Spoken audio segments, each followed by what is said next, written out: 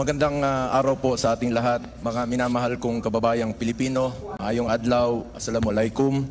Nagpapasalamat po ako sa Panginoong Diyos, kay Allah, sa buhay na ibinigay, sa mga gabay at sa pagkakataong ito na manilbihan muli sa kapwa ko Pilipino. Truly, God is good, God is fair, pinagpapala po ang nagpapakumbaba.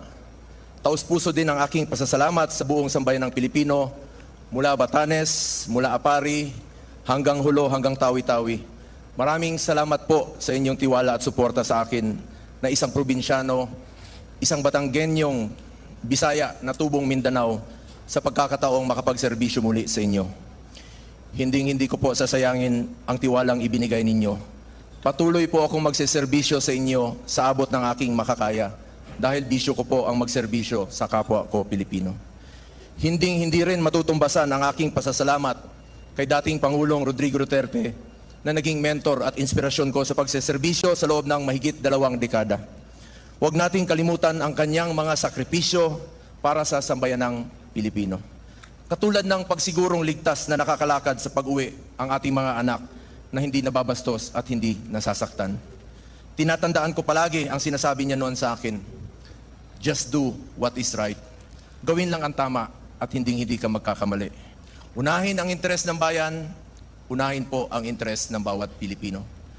Maraming salamat din po sa ating Vice President Sara Duterte sa pag-endurso sa aming mga Duterte senatorial candidates. Salamat sa mga staff. Salamat rin po sa mga kapwa ko kandidato, Ipe Salvador. Lubos rin po ang aking pasasalamat sa mga bumubuo ng COMELEC sa pamumuno ni Chairman George Garcia at sa ating mga ginagalang na commissioners. Sa bawat empleyado ng COMELEC at lalo na sa mga guro na nagsakripisyo, yung iba po tinawid ang 7 oras para siguraduing maayos at matagumpay ang ating eleksyon. Maraming salamat po sa inyo lahat. Thank you very much, Senator Go. Hindi pa ako tapos. Sorry po. Nagpasalamat lang po ako sa inyo. Sorry po. And for my second term, with all sincerity, I will continue to push for pro-poor programs and laws, especially on health. Health is wealth. We must work together to bring quality medical services closer to our people, particularly the poor and indigent patients. Ang kalusugan ay katumbas ng buhay ng bawat Pilipino. With the help of my fellow legislators, we will also continue to help our future generations. The youth whose voices we heard last elections and who hold the promise of a brighter future for our country. Hence, we need to invest more in education, like expanding further the law promoting the University Duterte so that students will be able to choose more programs and avail of free education. As an advocate of sports, we should also further advance sports development in the country, especially in the grassroots, so that aspiring young athletes can be given the opportunity to improve their skills and hopefully, eventually, produce more Olympic medalists who will bring honor to our country. That is why I keep encouraging fellow Filipinos, especially the youth, to get into sports, stay away from drugs, to keep us healthy and fit. We will also push for legislations that, if enacted, will provide more opportunities in terms of job creation and livelihood support. Together, we must pursue and strengthen food security in order to ensure that there is food on the table of our people. Importante po sa akin ang laman ng tiyan ng mga kababayan natin, lalong-lalo na po yung mga mahirap. We must continue our fight against criminality, illegal drugs, and corruption for a more peaceful and orderly society. Mahalaga pong nakakalakad sa gabi ang ating mga kababayan na walang takot. Hindi po ako politiko na mangangako. Gagawin ko lang po ang aking trabaho para sa Pilipino. The measure of the success of a society is the way it treats and takes care of its own people.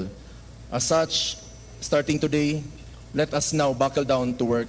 Magtrabaho na po tayo. Hindi ko po matiis na nakaupo lamang sa opisina habang marami sa ating mga kababayan ang patuloy na naghihirap. Hindi lang naman legislation ang trabaho ng isang senador.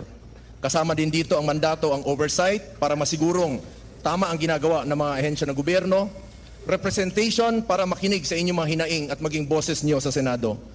Constituency, kayo yun bilang aming pinagsisilbihan. With all humility, I wish to be remembered not just as a senator, but as a public servant who puts first the welfare of our people at all times, particularly the poor and the less fortunate in life. Patuloy po ako magsiservisyo sa inyo sa abot ng aking makakaya. Sipag, pagmamalasakit at more serbisyo po ang pwede kong ialay sa ating mga kababayang Pilipino. Minsan lang po tayo dadaan sa mundong ito. Kung ano pong kabutihan o tulong na pwede po natin gawin sa ating kapwa, ay gawin na po natin ngayon dahil hindi na tayo babalik sa mundong ito. Ako po ang inyong Senator Kuya Bongo, patuloy na magsiservisyo sa inyo lahat. Dahil ako po'y naniniwala ng serbisyo po sa tao ay serbisyo po yan sa Diyos. Maraming salamat po sa inyong tiwala at suporta.